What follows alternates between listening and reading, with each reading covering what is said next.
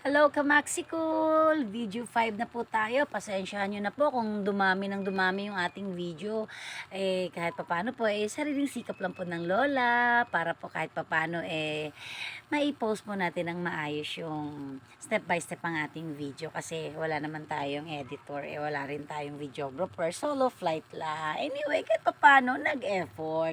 Ayan po, ito po yung pinakamalaking cottage na korte po dun sa dulo ay parang barko. Kaya doon nagsisigaw si Lola kanina, 'di ba? Doon sa video for ng Jack, Jack! O, diba? Nabulol na naman. Anyway, ayan po, makikita natin ang dagat. Napakalinaw, tahimik.